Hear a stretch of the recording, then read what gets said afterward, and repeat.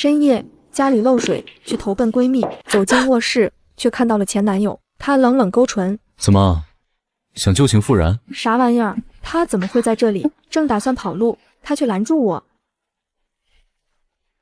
来了还想走？”半夜睡得正香，滴答滴答，有水砸在我脸上，呼啦了一把脸，起来打开灯，就见房顶已经出现了一大片的水印。这已经是这个月第3回了。为了省钱，我租了一个老小区的顶楼，除了房租便宜，哪儿都不好。给房东留言家里又漏水后，我麻溜收拾东西去了隔壁的高端小区。为了照顾我有钱的闺蜜林可在家里的资助下，将房子买到了这里。进屋后，我拿着睡衣直奔洗手间，洗香香后钻进被窝，刚躺下就察觉到了不对劲，我身旁有人。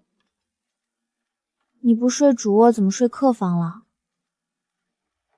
你最近在健身房这么猛的吗？练完肌肉怎么紧绷绷的，还有腹肌？林可，你怎么不一样了？正惊讶着，头顶忽然传来一道低沉的嗓音：“苏妙妙，为了靠近我，你倒是费尽心思。”灯光亮起，我看到了前男友那张帅气但是黑沉的脸。你怎么在这里？我连忙扯过被子挡住自己，然而被子被我扯过来，林朗的身子就……想到自己穿着睡衣，我又连忙把被子还给他，然后我就准备跑路，刚转身就被林朗一把揪了回来。他将我稳稳困在身前，语气带着几分愠怒：“来了还想走？苏妙妙，你当我好惹？那你想做什么？你说呢？”纵使面色带着怒意，眉眼依旧俊朗出众，我心下一横，索性闭上双眼，故作坦然。林朗气笑了：“不好意思，我对你没兴趣。”说完，他便打算转身往床边走，准备离开。他迈步时没留意脚下垂落的背角，脚步猛地一绊，身形瞬间不稳。慌乱间，他下意识往前倾身，鼻尖堪堪擦过我的脸颊，空气瞬间变得安静不已。妙妙，你家又漏水了。不好意思打扰了，你们继续。说着，他麻溜跑路。不是可可，你误会了喂。半个小时后，我从林朗的身边转移到了林可的被窝。深更半夜的，林可一点睡意也没有，她双手撑在床上，满眼八卦地看向我：“你跟我哥，他是你哥？怎么不像吗？”我看着林可带着婴儿肥的脸，一点也不像。那他好看还是我好看？在林可的死亡凝视中，我改了口：“当然是你。”满意点头后，林可坐起身：“行了，老实交代，你跟我哥到底是怎么回事？”“什么怎么回事？就是你哥来你这里住，你没提前说，所以才那样了。”得了吧你在糊弄谁呢？我哥向来不近女色，要是别的女人靠近他身侧，早就被他躲开了，这还用说？见忽悠不过去，我只能老实道：“好吧，我摊牌，他是我前任。”前任？我怎么不知道？我跟他是在大学的时候相恋并分手的。而我跟林可是工作了之后认识的。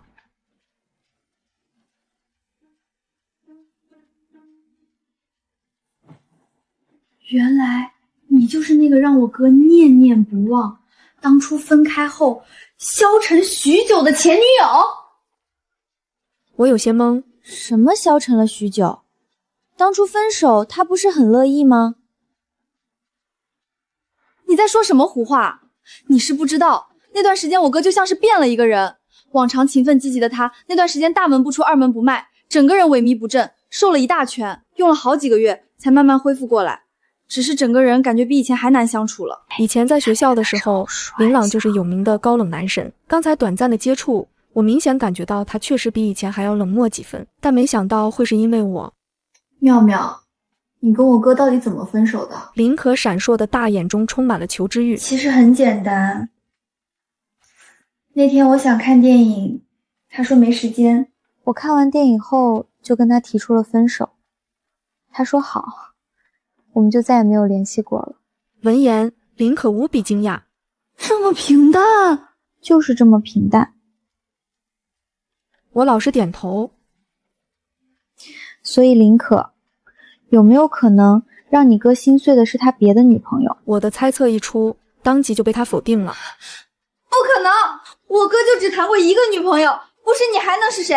又八卦了一会儿的林可打了个哈欠，躺下就睡，一副天大地大睡觉最大的态度。我躺在他的旁边却睡不着。我跟林朗是在大一相识的，他外形出众，成绩优越，被评为校草，很多女生都喜欢他，包括我。追求他的女生不计其数，但是有毅力的从大一追到大四的只有我一个。在大四上学期，我终于摘下了这朵高岭之花，可即便同意跟我谈恋爱，他依旧如以前那般清冷自制，对我跟对待其他人没什么区别。他似乎对我没什么要求，可随着跟他关系的变化，我渴望跟他更进一步，但是没有回应我热情的永远都只有他的冷漠。渐渐的我累了，于是在那场他缺席的电影看完之后，我跟他提出了分手。他的反应很平淡，只有一个好字。分手后我酩酊大醉，觉得没了我林朗肯定解脱了，可是没想到林可说他也很难过，所以其实当初林朗也是喜欢我的吧。平淡的心有了淡淡涟漪，又很快平息。不管当初如何，如今已经1年过去了，喜欢或不喜欢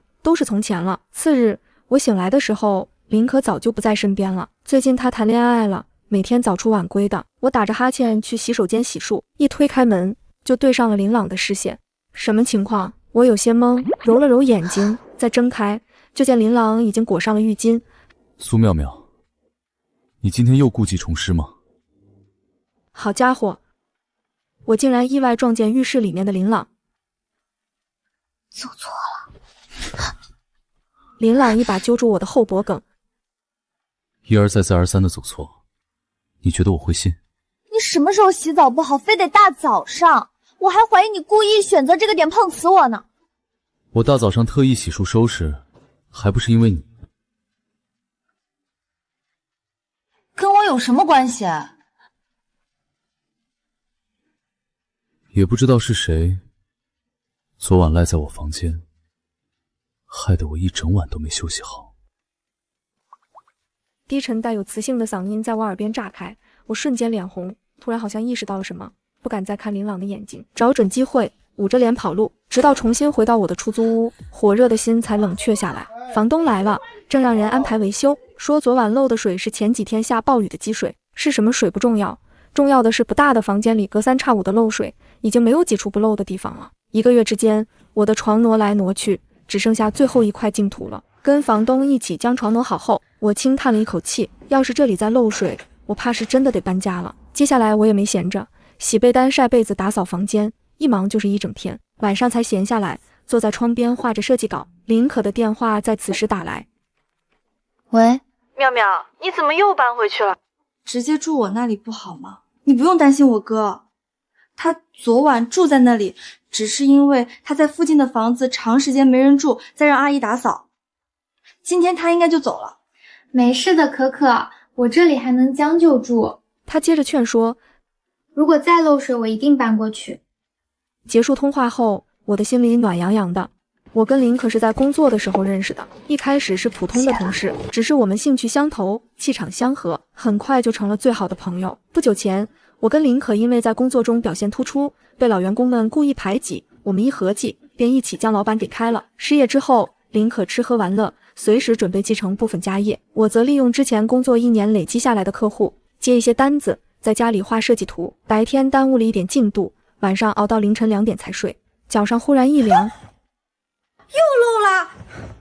我连忙拿过来一个盆子放在床上接水，然后将被子什么的抱走，放在旁边，一边觉得自己惨，一边又觉得有点好笑。该不该庆幸这次好歹没露在脸上？漫漫长夜，我能怎么办？只能再去投奔林可了。反正林可说了，林朗只在他那里住1天，碰不到林朗就不会尴尬。我用最快的速度跑到隔壁小区，到了之后就准备进次卧睡觉。手放在门把手上的时候，我敏锐地注意到次卧的门是关着的，跟昨晚一样。正常来说，没住人的情况下，门应该会开着。保险起见，我决定今晚不睡次卧，睡林可的主卧。我钻进被窝，抱住林可，下一秒浑身一个机灵，不对劲，大大的不对劲。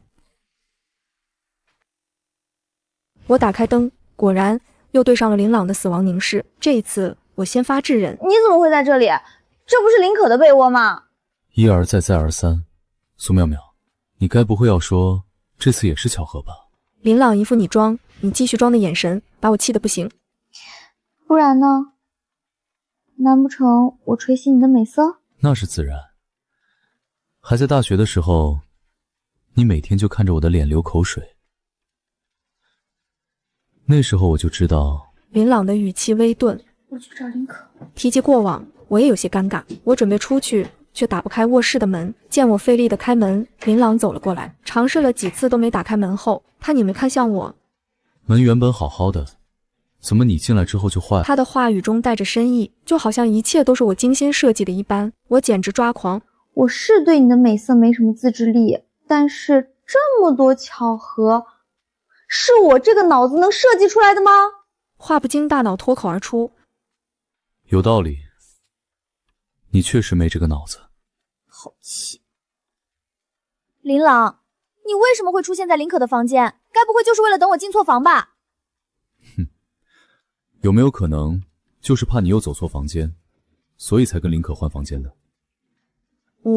所以这件事情的真相就是我怕林朗在次卧，所以到了主卧，而林朗怕我又去了次卧，所以到了主卧，然后我们都到了主卧。离谱，太离谱了，这能怪谁？当然只能怪林可那个臭丫头了。她不是说她哥离开了吗？我拿出手机打电话给林可，让她来开门把我放出去。然而等到通话自动结束，林可都没有接电话。在我意料之中，那丫头睡觉从来都把手机调静音的，而且她睡觉睡得很死，小动静根本喊不醒。出不去的我只能回头看向林朗，却见林朗已经又重新躺在了床上。我去，合着这厮知道我联系不上林可，故意抢在我前面把床占了。我走到床边，哀怨地看着林朗，他虽然闭着眼睛，但是他那么机敏，肯定知道我过来了。果然，林朗翻了个身，背对着我，一动不动，一点也没有把床让给我的意思。既然你不愿意，那我就心一狠，我掀开被子上床，躺在他的身边，误睡在同一张床上，身边传来熟悉的暖意，鼻尖萦绕着他的气息，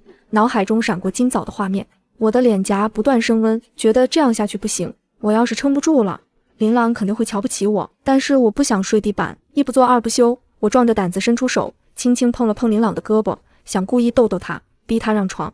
他的身体明显僵了一下，却依旧不动弹。就在我下意识想要抬手时，他一把擒住我的手腕。苏淼淼，还说你不是故意的。我的心头一梗，这次我确实是故意的。我一副死猪不怕开水烫的姿势。是故意的又怎样？难不成你还要为难我吗？反正我之前走错床了，林朗都说了对我没兴趣了。现在要么他在床上任由我胡作非为，要么我睡床，他睡地板。凝视了我片刻后，林朗认命地松开我的手，下床。他从衣柜拿出被子，在地上打地铺，真是宁愿睡地板也不愿意跟我同床共枕啊！心里有微微的失落，转而我的心里又一阵畅快。天之骄子的林朗睡地板，我睡床上，真爽。这一晚我睡得格外香甜。次日醒来的时候，发现我柔软的大床不知何时变得坚硬，迷离地睁开眼，眼前就出现了一张放大了无数倍的俊脸，是林朗。要命！我知道我睡觉不老实，但是没想到我竟然能从床上砸到地上，还砸在了林朗的身上。我想从林朗身上撑起身，可很快就反应过来，依照林朗的机敏程度，我一动，他肯定会在第一时间醒来，到时候肯定又要说我是故意的。我决定一动不动，静观其变，等林朗先醒来，我就先发制人，说是他把我从床上抱下来的。这样想着，我的目光忍不住凝在他的脸上，五官精致，轮廓分明，皮肤白皙，近距离之下也找不出丝毫瑕疵，唇色不染自珠，性感迷人。看着林朗的脸，下意识就抬起了头，长得还挺好看，多看两眼不过分吧。哥，你生病了，今天怎么还没起床啊？顾不上再和林朗较劲，我急忙想要起身，不料腰身被被褥牵绊，整个人顺势跌靠在他身上。哥，你不说话我就进屋了。闻言，我急得不行，连忙解被子，可是越急被子越乱，于是林可打开门，就看见我和林朗摔在地上，被子和衣服都乱成一团。我是不是来的不是时候啊？打扰了。不是啊，可可。却只能眼睁睁地看着他重新关上门，手无力地垂下。唉，深深叹了口气，动不了，只能这样。还不打算起来？是打算把我压成重伤吗？我这才回过神，破罐子破摔。我也想起来，但是也得起得来啊，要起你起。被你压着我怎么起来？我一脸无所谓。那就这样吧。但是没想到这厮比我还狠，真就这样了。算了，这一波我认输，继续跟林朗在房间里面待下去。不知道林可还要脑补出什么，我好不容易才把缠在身上的被子解掉，麻溜起身。林朗还保持着原本的动作。林朗，你怎么不动？该不会真被我压坏了吧？他左手撑着站起来，右胳膊僵着。没事，手麻了。这个细小的动作却让我梦回那个夏天。在大学的时候，除了上课，林朗最爱去的地方就是图书馆。对于我来说，整日待在图书馆却很折磨。可每当看到林朗的帅脸，疲惫就一扫而空。就这样，我日日陪伴着林朗。我看书的时候他看书，我睡着的时候他还在看书。好几次我都抱着林朗的胳膊睡觉，醒来后喊他离开，他只道等等。等几分钟后他才会站起来，一手拿书，另一只手就做着现在的动作。现在细细想来，被我压着胳膊几个小时，他那时候就是胳膊被我压麻了。可那时他没说，我也没看出来，只觉得他对我一点也不好，偶尔顺着我一下。怎么了？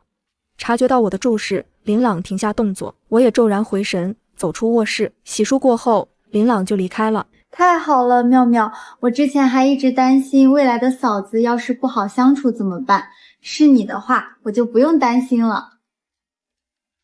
不是的，林可，我跟你哥……行了，你不用说了，我都懂的。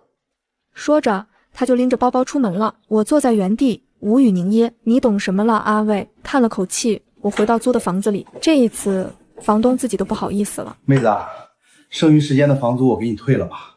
天天这样漏水，我的租金也只够维修房顶。我是真的要换房子了。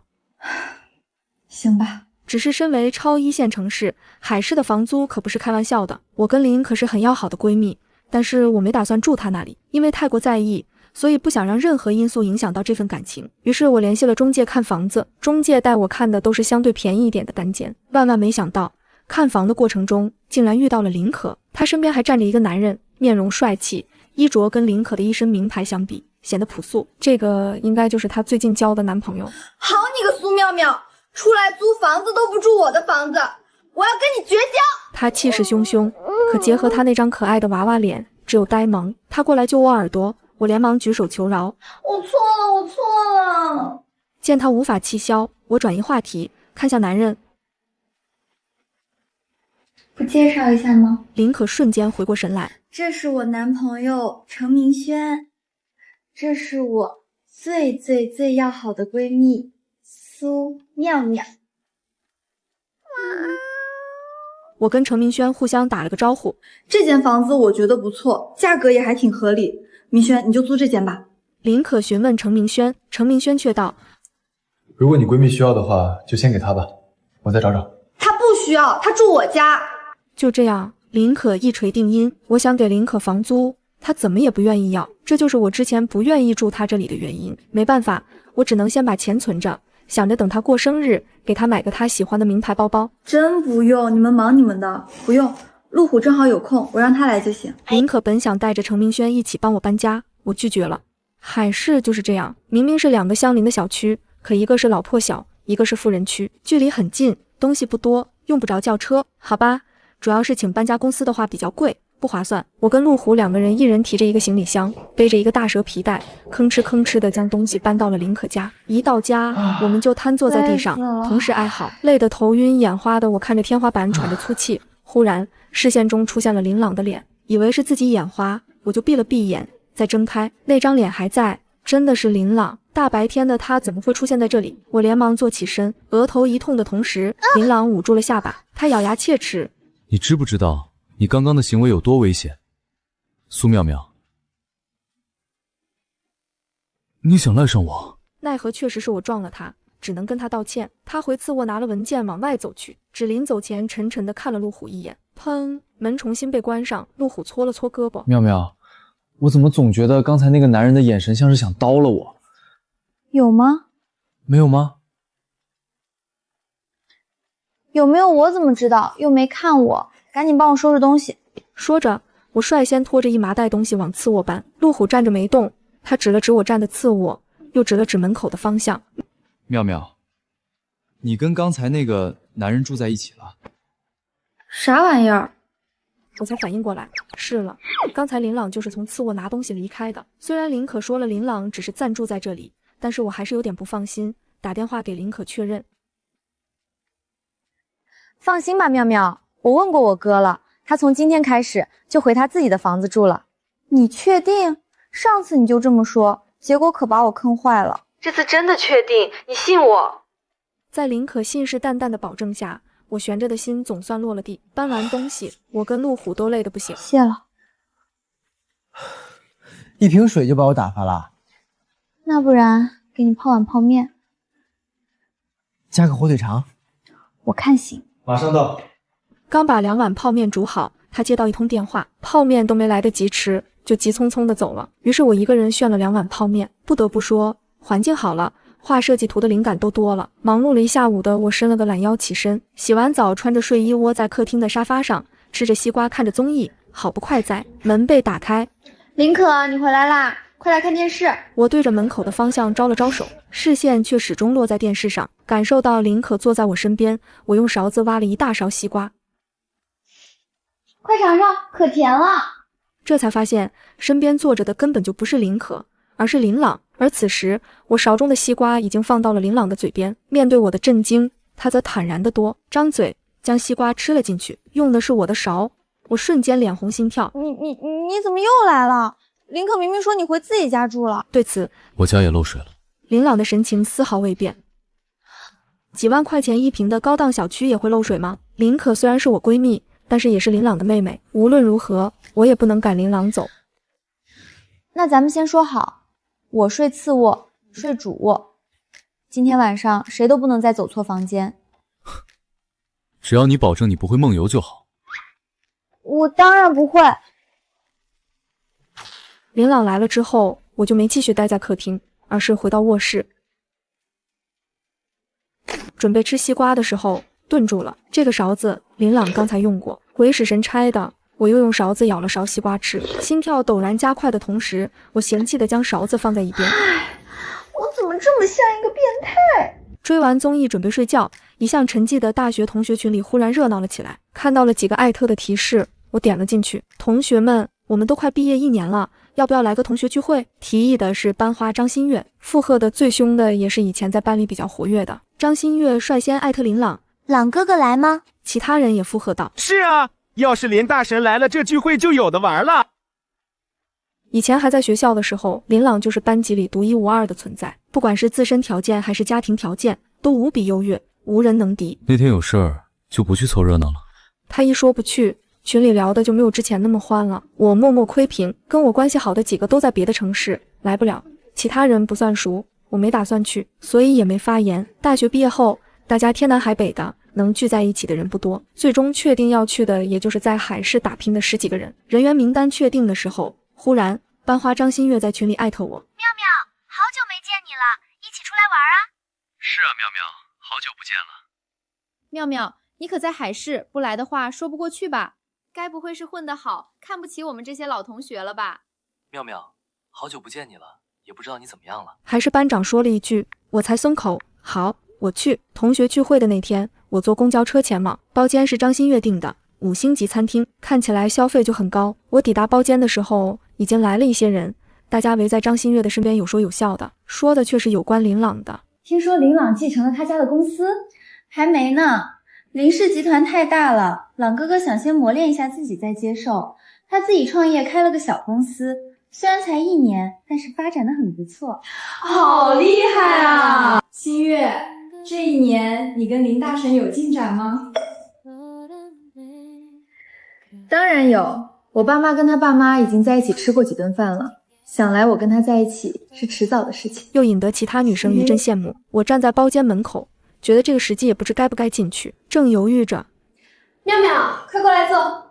他热情地对着我招了招手，仿佛我们关系特别好。可是明明以前在学校的时候，我们是情敌。张馨月也喜欢林朗，但是他没我能拉得下脸，在一度偷偷联合人针对我。我跟辅导员举报了几次都没用，最后不知是不是他自己想通了，没再找我麻烦。我走过去坐下。妙妙，当初被朗哥哥甩了之后，你有没有交新男朋友啊？张馨月简单的一句话就让我拳头硬了。明明是和平分手，可他们硬是要把事实扭曲成我被林朗踹掉，仿佛这样才能满足他们内心的期许，自欺欺人。要不是看在班长的面子上，但是既然来了，还是勉强把这场同学聚会混过去。没有，意料之中，毕竟见过朗哥哥那么优秀的人，怎么可能还看得上别人？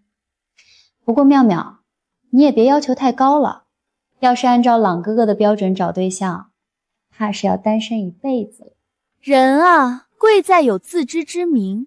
你一个农村出来的，就不要做着守小鸭变成天鹅的梦了。张馨月的话成功让我的怒意更甚，正准备回怼，有人冲上前来，将我挡在身后。张馨月，大家都是同学，你没必要这样针对苏妙妙同学。是班长王浩，他憨厚的脸涨红，被张馨月气的。王浩是真的正直，别人会畏惧张馨月的财富和地位，他不会。以前在大学的时候，每次张馨月针对我，站出来的都只有王浩。张馨月本想把王浩搞下台，换个班长，奈何王浩为人实在正直，大家都很满意他。再者就是林朗也支持王浩当班长，所以王浩开口，我才会过来参加这个同学聚会。这整个班级聚会，我想见的也就只有王浩一个人。被王浩对的张馨月觉得自己丢了天大的面子。你这么护着苏妙妙，不然你们在一起吧，我看你们挺配的。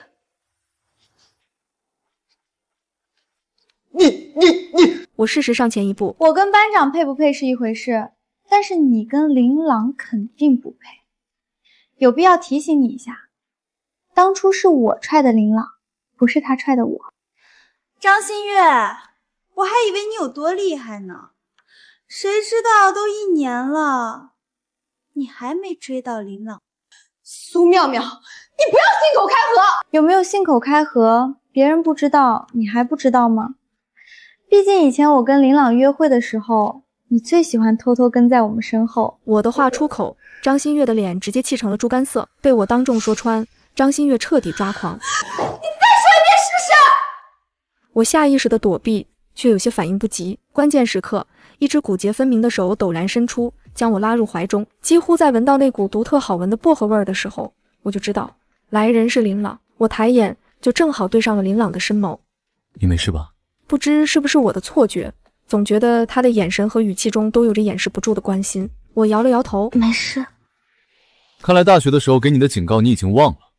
刚才你说我们两家父母在一起吃过几次饭，放心，不管是真是假，以后都不会了。掷地有声的话落地。朗哥哥，我不是这样的，你听我解释。请喊我琳琅，如果不是因为你曾经针对妙妙，我根本不会知道你。所以我们还没有熟到喊昵称的地步。直白的话让张馨月难堪不已，现场气氛僵硬。那个琳琅来了，坐下来一起吃饭吧。你还想吃吗？不想。我毫不犹豫的摇头。那我们就回家。几乎在闻到那股独特好闻的薄荷味儿的时候，我就知道来人是琳琅。我抬眼就正好对上了琳琅的深眸。你没事吧？不知是不是我的错觉，总觉得他的眼神和语气中都有着掩饰不住的关心。我摇了摇头，没事。看来大学的时候给你的警告你已经忘了。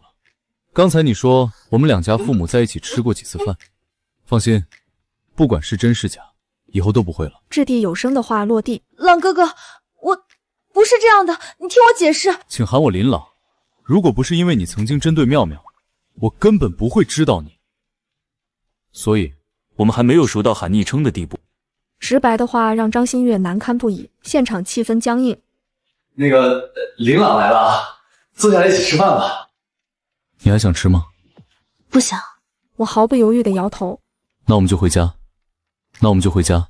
说着，琳琅拉着我的手往外走去。我能明显感觉到那一刻张馨月等人看我的眼神有多么的灼热。虽然琳琅口中的回家跟他们脑补的有些不一样，但是不得不说，这种感觉还真挺爽的。大学的时候你警告过张馨月？他低低应声。为什么没告诉我？我之前只以为是张馨月自己觉得无聊了，停止了欺负我，没想到是因为琳琅。我以为他明明知道张馨月欺负我，却选择了冷眼旁观。那颗滚烫的心渐渐冷却。就在我以为他不会理我的时候，他轻叹了一口气。一是觉得没必要，二是不想让你有心理负担。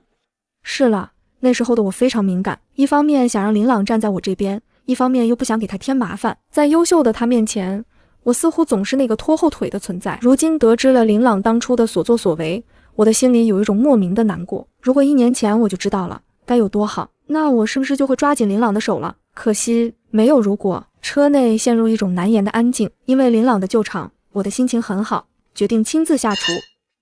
尝尝好不好吃？我眼含期许，其实心里对答案已经有了预料。大学的时候，我看琳琅每天学习很辛苦，就在寝室用电饭锅煲了汤给他喝。我问他好不好喝，他说还行。他的口头禅就是还行。不管是我给他熬的汤，还是给他叠的小星星，亦或者是亲手织的围巾，他都说还行。果不其然，琳琅开口说道还行。我的眸光微微暗淡，其实不管我做什么，他都不喜欢吧。正失落着，他的声音再次响起，我觉得很好吃。没想到你的厨艺竟然这么好。这是他第一次这么认真地夸我，明明就是很普通的一句话，我的鼻头却忍不住发酸。看着我欲泣未泣的样子，琳琅镇定的面容上多了丝丝慌乱。这个答案也不满意吗？他紧拧着眉，像是在努力思考该怎么交出让我满意的答卷。苏妙妙，你真厉害，比我做的好多了。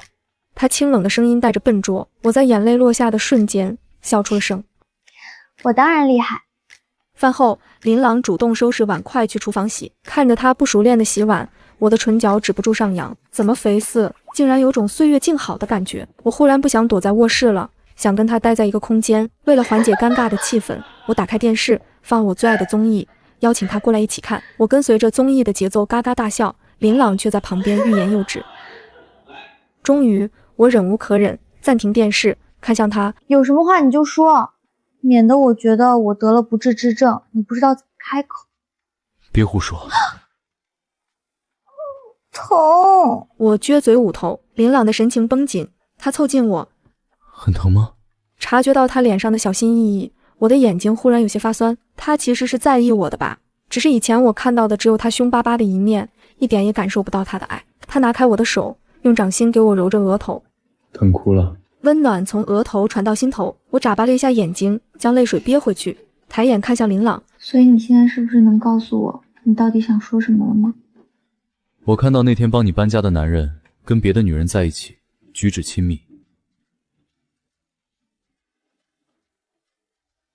你是说陆虎？他跟别的女人在一起不是很正常吗？琳琅的眉头皱得更紧了。你不是喜欢他吗？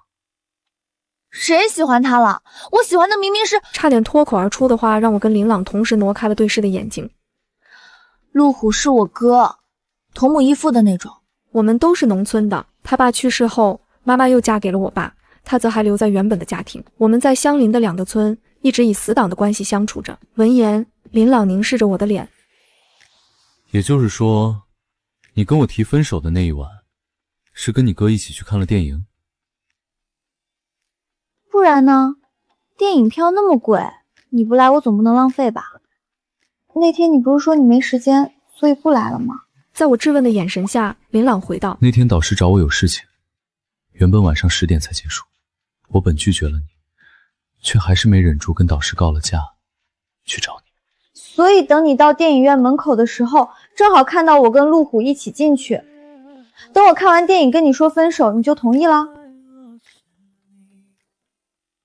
这个答案不知让我该气还是该笑，只是一个很小的误会，却造成了我们的分手。我有些生气地回到房间，躺在床上抹了抹眼泪，心里又怨又气，不是怨琳琅，而是怨我自己。其实我跟琳琅都清楚，就算没有陆虎这个小误会，我们的相处模式之下，走向分手也不过是迟早的事情。陆虎不过是个小小的导火索罢了。昨晚摊牌之后，我跟琳琅之间的相处模式好像变了，又好像什么都没变。我们之间依然缺少沟通，可我时常画设计图回过神，手边会放着一杯温水，水上面飘着几片茶叶。我爷爷很喜欢喝浓茶，小时候不讲究，我经常端着爷爷的大茶缸就着喝，也因此养成了爱喝茶的习惯。说起来，当初我跟林可玩得这么好，就是因为我们两个非常有默契，我们都喜欢喝茶水，一点淡淡的茶味儿就好。以前我跟林可讲述我这个爱好的养成主要靠我爷爷，我问他是怎么养成的，他说是因为他哥还有我们都喜欢龙猫，他说他以前不喜欢猫猫的，是他哥每天给他安利猫猫的视频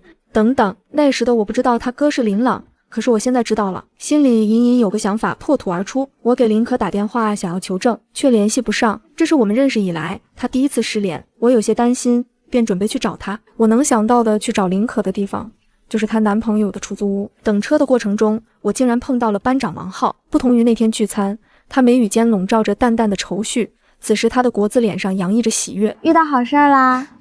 我妈生病了，缺钱，可不久前公司裁员，我被裁掉了。原本还在焦虑该怎么办，没想到前几天收到了大厂的 offer， 工资翻了好几倍，恭喜你！我发自内心的为他感到开心。王浩他是肯干，实力也有，就是为人太过正直，遭遇裁员，没什么心眼的他必定是炮灰。说起来，我还要谢谢你。我有些懵，跟我有什么关系？录取我的是林氏集团，谁都知道林朗是林氏的公子哥。以前上大学的时候，我觉得人一定要靠自己，可是现在才真切体会到关系的重要性。妙妙，我根本就没有给林氏集团投过简历，因为我觉得我不配。毫无疑问的，是林朗让人事录取我的，而他之所以这么做，是因为你。仅仅是因为我大学时期对你微不足道的照顾，仅仅是因为之前同学聚会，我那存在感极低的几句维护。其实妙妙，她一直都很在意你，为你做了很多，只是你一直没有发现而已。直到王浩走远了，我的脑海中仍然不断盘旋着他的话。林朗为我做了很多，只是我没有发现。我更加迫切的想要见到林可，求证我内心的猜测。你喜欢的那款草莓蛋糕，只有隔壁城市有卖。你一个电话就有配送员给你送来，可是陈明轩没钱，他得自己亲自去买。只是跑到隔壁市给你买完蛋糕，他才意识到你想要的他并不是都能给你。还有房子和昂贵的手表，你们只是谈恋爱的阶段，你送的礼物价值昂贵，他根本没办法回礼。他生气的不是你不带他送的礼物，而是觉得你不在意他给你的东西。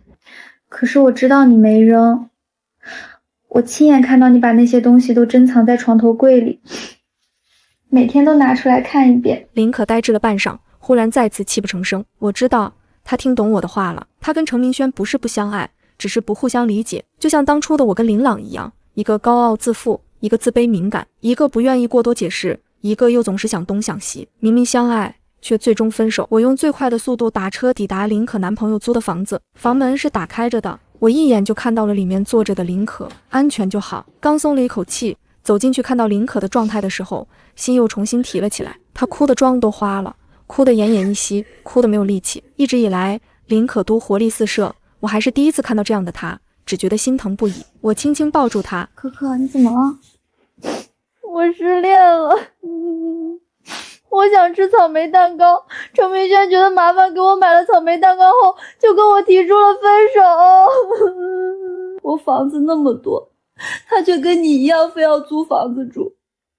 之前我给他送昂贵的手表，他也不要，他还生气，他给我送的礼物我从来不戴，可那些牌子我就是不喜欢啊。林可一句又一句的哭诉着，等到他说完了，我也了解了整件事情。可可，你知道吗？你喜欢的那款草莓蛋糕，只有隔壁城市有卖，你一个电话就有配送员给你送来。可是陈明轩没钱，他得自己亲自去买。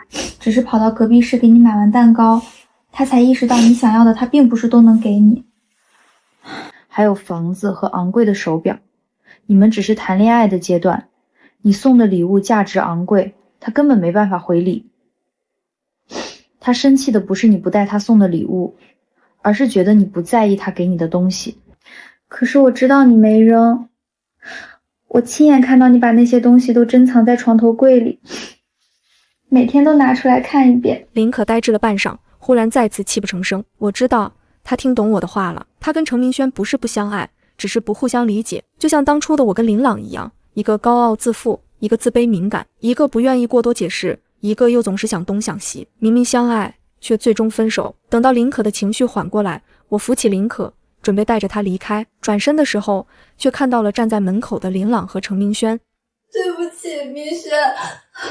林可哭着跑过去，我错了，都是我太作了。不，我也错了，有困难我应该克服，而不是分手。